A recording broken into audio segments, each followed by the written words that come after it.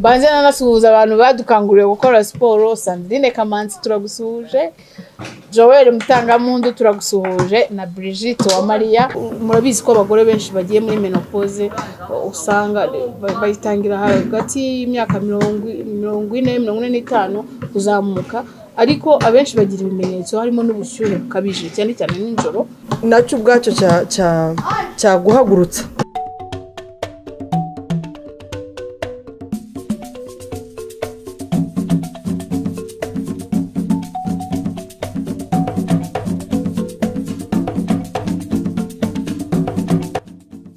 Muraho bakunzi ba Family Magazine, uyu munsi twagiye gukora siporo.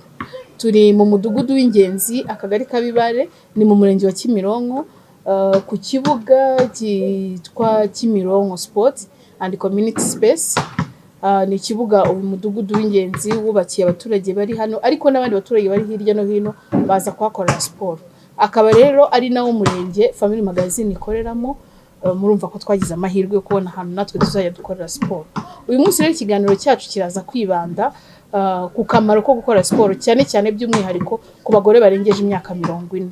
Ngira ngo murimo muratubona dukora siporo, turi mu myitozo itandukanye, kwirukanka, gukora indi myitozo ngororangingo, gukina, kubyina, nabyo biri mu bintu nabyo bifasha umubiri kongera kwiyubaka. Mu gihe rero turimo kuganira kuri ibi byo gukora siporo, turibaza akamaro ko gukora siporo n'akahe. Ngiye buriya najyaga ntinya gukora siporo, rimwe na rimwe nkanabwira n'abantu ngo siporo ni uburushyi, kandi data ntiyandaza uburushyi. Abantu benshi bazi ku kantu, umuntu akambwira ati tugiye gukora siporo, nkamubwira reka data ntiyandaza uburushyi. Mu byo yandaza uburushyi ntiburimo, kubera ko uko nakoraga siporo nagiraga ikibazo cyo kubabara mu ngingo, nkamara iminsi numva ntamerewe neza, nkumva mbese ndakora ibintu bitari ibyanjye, bigatuma numva ndushaho kwanga siporo rwose, nk'abantu nk'abantu sinshaka gukora siporo. Ariko reka muri iki kiganiro wenda utaragira icyo uvuga, banze nanasuhuza abantu badukanguriye gukora siporo. Sandrine Kamanzi turagusuhuje, Joel Mutangamundu turagusuhuje, na Brigitte wa Maria. Abo ngabo nibo mbashe kuvuga, wenda nawe detaraza kuvuga abandi nawe yaba yibuka, ariko turabasuhuje cyane kuko kudukangurira gukora siporo no kutubwira akamaro kabyo byatumye nkatwe twabitinyaga tubyinjiramo. Aka kanya dukoze siporo urumva umeze gute? Ubu turi gukora siporo twirukanka, mu mubiri wanjye haragenda hamenerwa neza. Hari ukuntu wumva hari ibintu bigenda bibohoka buriya. Merutse kwireba muri video, nsanga mfite ibintu by'ibinyama bigenda bibyimba kandi sinabihoranye. Navuze ni nkora siporo, wenda uko nyikora buri munsi bira binure bizagenda bigabanuka, bivaho nongere negerane. Nakabazo k'amatsiko narengeze ngo nkubaze, ariko mu by'ukuri njyewe nsanzwe nkora siporo, ariko nuko nahozaho nkazikora nkongera nkazihagarika. Siporo n'ubuzima, iyo ubishizemo discipline usanga n'ubuzima bwawe buryohewe, wishimye, ukumva uraryohewe, noneho nkaza kugeza igihe kubera kugendana n'abantu badakora siporo, nkazisanga nanone siporo narayihagaritse, cyangwa kubura n'abandi bantu mugendana. Buriya siporo urimo kuyikora ugenda ufite n'undi muntu murimo gukorana siporo, mutizanye imbaraga, mukumva muri mu rugendo ntunanirwa, niyo minota yose uri bukore wumva ntacyo bitwaye. Rero muri kumwe nanjye Odette Kagabo, reka tubakangurire gukora siporo, twese duhaguruke nk'abagore. Ubusanzwe kugira imyaka 40 ni ikintu cy'ingenzi cyane mu buzima bw'umuntu, kuko hari ikigera abantu baba bakubonamo nk'umuntu w'inararibonye, umuntu ufite ubwenge, umuntu ufite ubushobozi bwo kubaka umuryango we, kubaka igihugu, mbese kugira uruhare mu bintu byinshi bitandukanye. Ariko ibi byose ntabwo ushobora kubikora udafite ubuzima bwiza. Kugira rero ubuzima bwiza ubwo harimo no gukora siporo, kugira ngo ubashe gufasha umubiri wawe gukora buri munsi. Usibye n'ibi ngibi kandi ya mirimo yindi usabwa gukora, haba mu kazi, haba iyo ukora siporo bituma umubiri wawe ukora neza, uhumeka neza, ikindi kakurinda indwara zitandukanye, harimo n'indwara z'umutima, harimo diabete n'izindi ndwara. Hanyuma kandi kanakurinda stress. Buriya muri munsi tugira akazi kenshi, abantu bakora ibintu bitandukanye usanga umuntu atashye yavunitse, ariko siporo ifasha kuruhuka mu mutwe, umubiri ukirekura, ubwonko bukongera bugakora neza. Bityo rero siporo ikaba ari ingenzi cyane cyane ku bantu barengeje imyaka 40. Noneho by'umwihariko ku bagore baba bagira impinduka mu mubiri wabo. Umubiri wacu buriya kenshi abagore twebwe iyo tumaze kugera mu myaka 40 ubutangiye guhinduka. Siporo kandi ituma umuntu agira ibiro biri ku rugero rwiza, ndetse ikagabanya ibyago byo kuba warwara indwara z'umutima, diabete cyangwa se n'izindi ndwara zitandukanye. Ikindi kandi ituma umuntu ahumeka neza, irinda kandi ikagabanya ibibazo by'imitsi cyane cyane bikunze kwibasira abagore bageze mu myaka iri hejuru ya 40. Gukora siporo uri umugore urengeje imyaka 40 binagufasha mu cyagiye hari imihindagurikire y'imisemburo, nk'igihe urimo kujya muri menopause. Iyo wakoze siporo, murabizi ko abagore benshi bagiye muri menopause usanga bayitangira hagati y'imyaka 40-45 kuzamuka, ariko abenshi bagira ibimenyetso harimo n'ubushyuhe bukabije cyane cyane nijoro. Rero gukora siporo bituma bwa bushyuhe nabwo busa nkaho bugabanutse, ntibikugore mu gihe cya menopause. Siporo rero irafasha cyane, inatuma ugira ibyishimo, ukumva wishimiye uko umeze, ukumva no mu mubiri wawe hameze neza. Ikindi kandi ikagabanya stress zitandukanye, zaba ari zituruka ku munaniro n'izindi stress, kubera ko stress burya ifite umusemburo izamura nawo wongera ibiro. Iyo rero ukora siporo ukagabanya ya stress bituma n'umuntu na wa mubyibuho nawo ugabanuka. Siporo rero ikaba ari ingenzi ku bagore, ahubwo twakwibaza ngo nihe siporo umuntu yakora Odette. Nk'uko wari ubikomojeho Peace, siporo ni ingenzi cyane urebye ako kamaro kose idufitiye. Noneho akantu nkunzemo cyane ukuntu itegura umubiri kugira ngo uzahangane n'izo ngaruka umuntu aba agiye kwinjiramo hejuru y'imyaka 40 za menopause. Ndibaza ko buri muntu wese abizi ko zimutegereje, kuko ntawe uzisimbuka ugize umugisha wo kuramba akagera muri iyo myaka. Nacyo ubwacyo cyaguhagurutsa ugatangira kwitegurira umubiri wawe kugira ngo icyo gihe nuzakigeramo umubiri wawe uzaba ufite ubwo bushobozi. Ntabwo bizikuraho burundu, ariko nibura umubiri wawe uba warakangutse ku buryo ushobora guhangana n'izo ngaruka. Urumva ni akantu k'ingenzi. Rero iyo umuntu akubwiye siporo uhita utekereza ko ari ibintu bikomeye cyane, nka kuriya tubibona muri gym, ukumva ni ibintu bisaba imbaraga. Abashoboye gukoresha izo mbaraga ntacyo bitwaye, ariko ushobora gukora siporo yoroheje, kugenda n'amaguru, koga, gustretchinga, kugorora umubiri, gukora za yoga, kubyina umuziki. Buri umuziki ni ingenzi. Iyo urimo kubyina wizihiwe ntabwo ubuzi kurimo gukoresha umubiri wawe wose. Akantu ko kuba wicaye mu rugo, kandi ntabwo bivuga ngo utegure umwanya munini wo kuvuga ngo urajya gukora siporo. Nahari iwawe mu rugo ushobora gushyiraho radio ugakora siporo zijyanye n'uwo muziki yonjyana, ukabyina cyangwa se ugastretchinga, ugakoresha umubiri wawe ukabona urakoze. Kandi noneho na minisitiri aherutse kudukangurira akantu, minisitiri w'ubuzima nakunze, ko kuvuga ngo nimba wicaye mu biro gerageza uhaguruke wongere ugende. Nimba ugize umugisha ahantu ukorera harimo akantu kazamuka ama escalier cyangwa iki, koresha umubiri uzamuke gato umanuke ugaruke wicare ujye kuri machine cyangwa ukora ibindi bintu, ariko utamaze ayo masaha 5-8 wicaye. Rero ntago ari ibintu bivunanye cyane, wabigize muri gahunda zawe ukavuga uti aya masaha makeya nayanjye ndikunda, nanjye reka nkore siporo umubiri wanjye nongere uzamurira imbaraga, uzamurira ibyishimo. Nukuri nta muntu wabiguhatira. Noneho ikindi kintu cyiza, nk'abantu bakunda siporo yo koga, umubiri wawe wose uba wakoze, gusimbuka umugozi umubiri wawe uba wakoze. Nibi biro tugenda twiyongera uko tugenda tubyara, uko umuntu agenda akura aba akwiriye kugenda bigabanya kugira ngo bitazamuremerera mu gihe umubiri ugenda ugabanuka imbaraga. Ikindi kintu kandi inzi cyiza ku muntu wakoze siporo neza, ugataha ukoga ukaruhuka, ukanywa amazi ahagije, unasinzira neza. Bivuga ngo mu kintu kituma unaruhuka ukanatekereza neza, niyo wasinziriye neza ushobora kubyuka ejo mu gitondo ufite ubushobozi butekereza neza, n'akazi kagakora neza. Peace. Usanga hari abagore bamwe na bamwe barimo nanjye babaho batinya gukora siporo. usibye ko ubu ngubu natangiye kuyitinyuka ariko hari bagenzi banjye nzi nabo n'inshuti zanjye tuganira ugasanga nabo ni kimwe nanjye rwose batinyaga siporo. Abaganga rero bakubwira cyangwa se abahanga mu bijyanye na siporo bakubwira ko ibyiza ari ukubanza kubaza nka muganga akakubwira ibijyanye n'ubuzima bwawe, uko uhagaze, niba wenda nta bibazo by'umutima ufite cyangwa n'ibindi bibazo bishobora gutuma wenda ukoze siporo ushobora kugira ibibazo.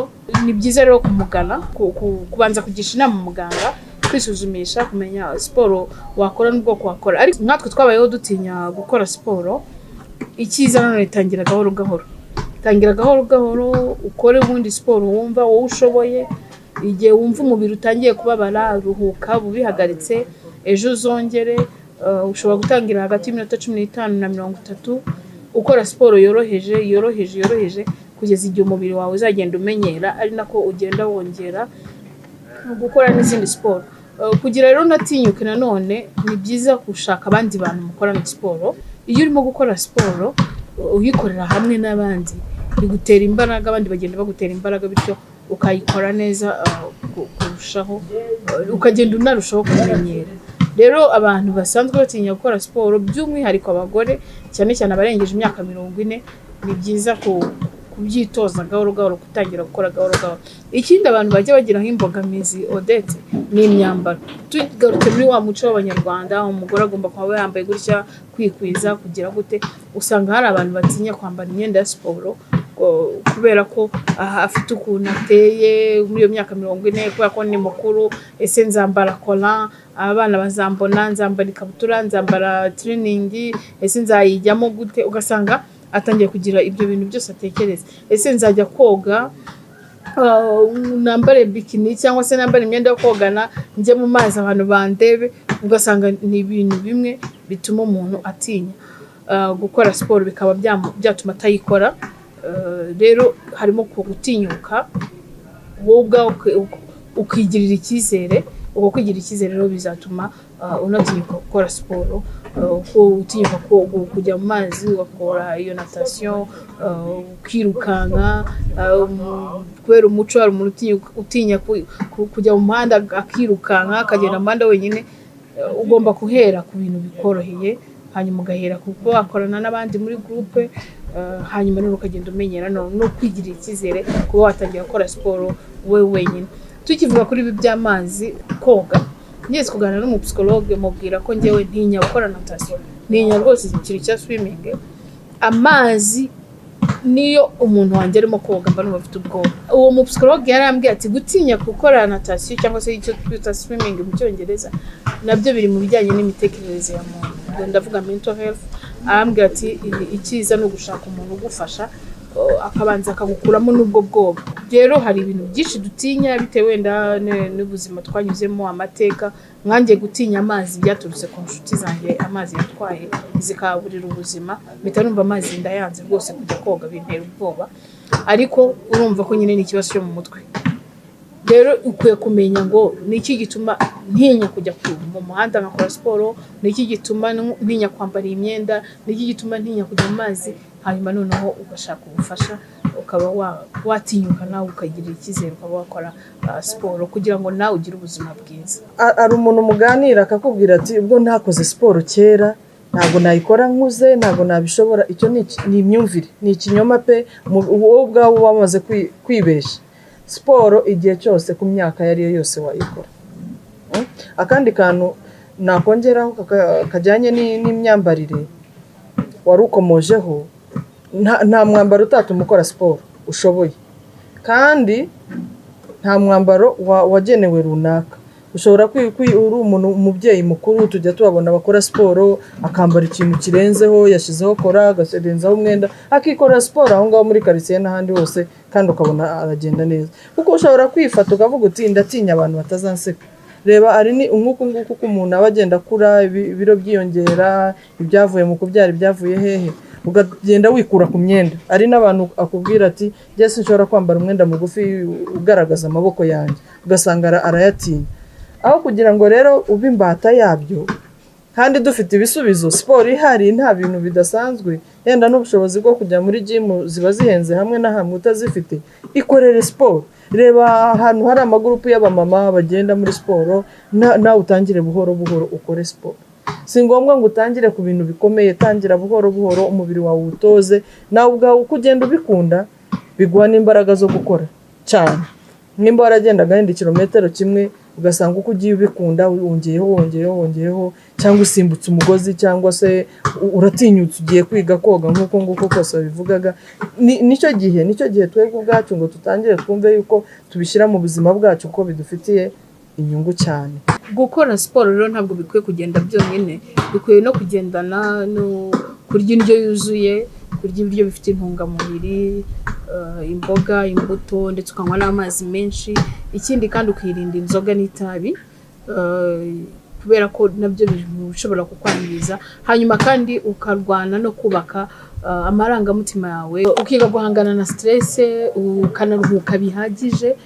Iki kiganiro cyacu rero reka tugisoreza ahangaha tunakangurira abantu gukora siporo, cyane cyane mwebwe abagore bagenzi bacu turengeje imyaka 40, tumenye ko siporo igiye kuzadufasha mu bintu byinshi cyane bitandukanye, tubishyire muri gahunda yacu ya buri gihe. Uko dukora gahunda zose za buri munsi, ako tunashyiremo gahunda yo gukora siporo, waba uri mu rugo, waba wagiye ku bibuga bya siporo nk'ibi ngibi, waba wagiye muri gym se cyangwa se kwirukanka aho utuye hafi aho ngaho, gukora urugendo rw'amaguru mu gihe cy'iminota 15-30 tubigire intego. Icyo nakongeraho PC waruvuze ku kintu cyo kwikunda no kugira ngo turye neza, turuhuke neza, tugire ubuzima bwiza, umuntu yirememo n'ibyishimo. Ariko nanone nkangurira abantu kugira umuco wo kujya kwisuzumisha kenshi, kugira ngo nubwo nakora siporo umenye ngo umubiri urimo gushaka kubaho neza, ariko hari indwara wanakumira mbere cyangwa wanamenya ukamenya uburyo uzitwaramo.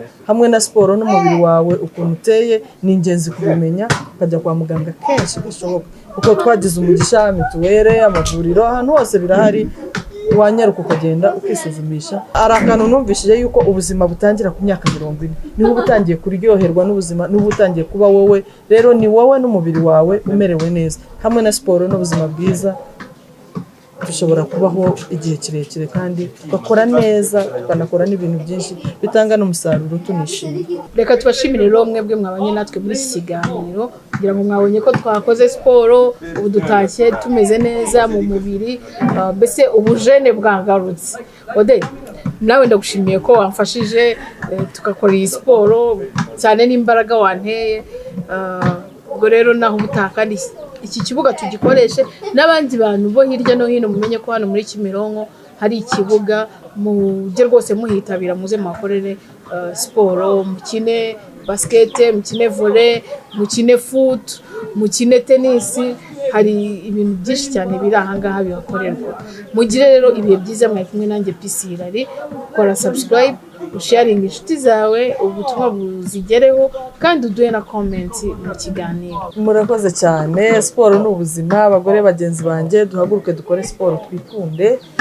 Kandi nkomeza kubasaba abakunzi bacu musangize kino kiganiro kigere ku bantu benshi, dutangire twikunde dukore siporo. Mwari kumwe nanjye Odette Kagabo.